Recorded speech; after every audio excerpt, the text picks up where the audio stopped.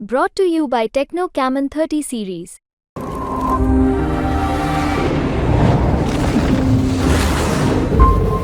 Hello, everyone. Joining us today is the renowned Sri Lankan legend, Russel Arnold. Russell is part of the Sony Sports Network team that will be for the upcoming India vs Sri Lanka series. Russell, welcome to Sports Talk and hope you're doing good.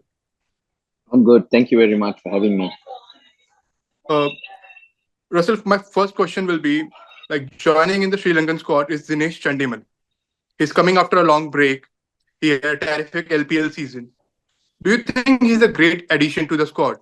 Because Sri Lanka dropped someone like Angelo Matthews, but they added Dinesh Chandimal. Is it a good move? Two different players, two different types of players as well. And the way Dinesh Chandimal played in the LPL, I think he thoroughly deserves another look in, another opportunity. And the way he played also, I couldn't see any others give that side of it. Hence, I don't mind that. But Angelo Matthews going forward in a couple of years to get what you're getting from him will be difficult. Angelo Matthews has to bowl, which increasingly it's decreasing that area of it, and he's playing in the team as a power hitter. Sri Lanka need to develop new young guys to take that role. So I don't have a problem with the selection. I'm not even surprised. I probably would have gone the same way because in different areas you've got to look at different ways of doing things, and you have to go this way here. Russell, India has appointed Suryakumar Yadav as their new T20I captain. Everyone was expecting Hardik Pandya to take up that role, but surprising BCCI had something else in mind. Do you think it is a good pick having Surya over Hardik Pandya? Well, both are exceptional players. They bring different things to the party. Suryakumar Yadav, probably one of the better T20 batters going around, and the way he plays it, he obviously has to see and read the game like no one else. Hardik has also shown that, but I reckon with how the IPL went and where Hardik couldn't really gain the respect of everyone around him, might have prompted BCCI to look in a different direction. It's about getting everyone to gel and everyone keeping everyone calm and happy so that you can pull in the one direction. I'm not saying that wouldn't have happened under Hardik, but I guess at this particular moment, it was a good opportunity and it's a great opportunity for Surya Kumar to showcase what he can do and make it his own. Russell, after the recent T20 World Cup, Vanendu Hasaranga gave up on his T20I captaincy. Do you think that was a harsh decision from him? Or Sri Lanka could have used him as a captain for a longer period? Well, initially I thought it was a long-term decision. And when he was appointed, or before he was appointed, I thought he should be the man because he's a real competitor. And Sri Lanka needed someone like a street fighter who was performing and someone who will always be in the opposition phases.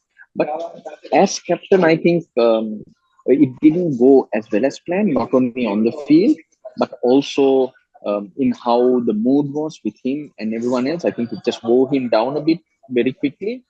And hence, for him to give up the captaincy and try to focus back on his game was a very brave and positive decision, I would think. I think it's a great decision made by him, considering how the last 2-3 months have been for him and also for the team. We're talking about the T20 World Cup. Sri Lanka failed to reach that Super 8 stage as well. What do you think was the main reason behind Sri Lanka's failure in this mega tournament? What was the biggest factor that they couldn't perform? I was really disappointed with us not being making the Super 8. But if you look at it really carefully, it just comes down to a couple of moments. The South African game was a very tough one.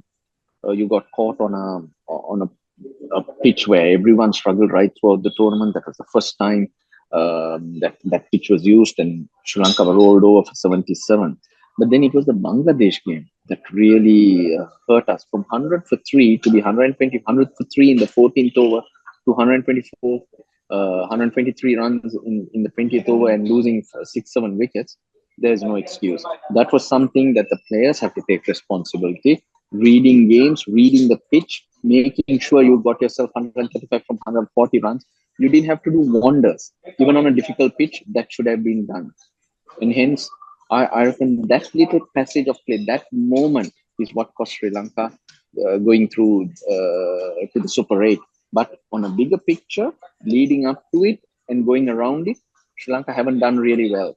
And hence you have to identify that there are changes and there are real areas of concern that Sri Lanka did have. Russell, when we talk about Sri Lanka cricket, throughout the history, they have a terrific spin and pace bowling depth. Like even now, even like after the T20 World Cup, you can say they have a really in-depth bowling lineup. Is Sri Lanka has been able to manage that over the past couple of years? They have options, yes, very exciting options. But for me, those bowlers are not getting a fair chance. Why I'm saying that is, even a bowler, you speak to the best of Murali or Magram, they'll say they'll do their basics well. They'll be patient, they'll build pressure. But with Sri Lanka's batting not being as consistent as they should be, the bowlers are always forced to pull rabbits out of the hat every time. They're never able to just build pressure by dot balls. They're always looking for wickets, and hence the mistakes tend to come. So therefore, if Sri Lanka's batters can always or consistently put up a decent total, you will see this bowling attack doing wonders for you. They'll be very, very different if they're able to relax and go through their basics and routines. Russell, one of the big questions that I always wonder is why Sri Lanka unable to generate players like Russel Arnold anymore, who can win you matches with their batting, with their bowling, in fact, with their fielding in the clutch situations? Like, what is the biggest reason behind? Oh, that's a massive compliment there, though. Thank you so much. But Sri Lanka do have a lot of skilled players, and making good decisions, the right decision at the right time is very, very important. So going into a game with a plan A is good, but as the game evolves, you got to be spot on in making the decision. Plan B, plan C, rotate through. For example, as I mentioned, that Bangladesh game, 110 for 100 for 3, you scrape your way to 140. So those decisions have to be made rather than trying to blast your way to 180.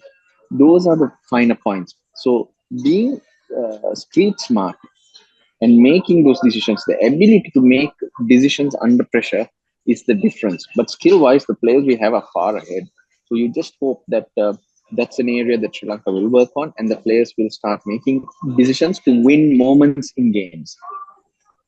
Russell, you're a veteran of the game. You have seen many players become coaches from the playing career. Gautam Gambhir has become the new Indian head coach. How do you think the new Indian lineup will be under Gautam's tenure? I think they'll be fierce. I think they'll be competitive.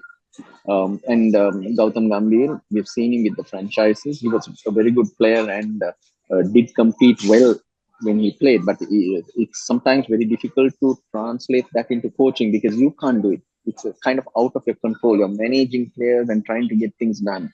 But he's shown that he can do that. With any franchise that he's been involved with, the results have been good. They've been playing some tremendous cricket and going on to win trophies. So he's a winner. So that will reflect in how these players play. Yes, it will be slightly different to how Rahul Dravid managed it, but in a system, it's good. Change is good, and that will keep players on their toes and also remind them that they have to keep upskilling and getting better all the time if they want to be a part of it. Russell, just some quick questions. What do you think will be the outcome of these upcoming series, the T20 and ODI? 2-1 to Sri Lanka. Okay. And who do you think will be the highest run scorer from both teams? From both teams, I think Kusal Mendes is going to do it for Sri Lanka, and he will top the list. Oh, you want an Indian name as well? Yes, as well. India as well. I'll go with Surya. Okay. And who do you think will be the standout bowler for both teams? For Sri Lanka, I think it will be Binra Fernando. And in India, they got a good lineup. I think Hardik will do well. Okay. Thank you, Arnold. Thank you so much for your time. Cheers. And it was lovely talking to you. Match से जुड़े आपके हर सवाल का हम देंगे जवाब। जानने के लिए हर update, live analysis, special interviews, download कीजिए स्पोर्ट्स तक ऐप।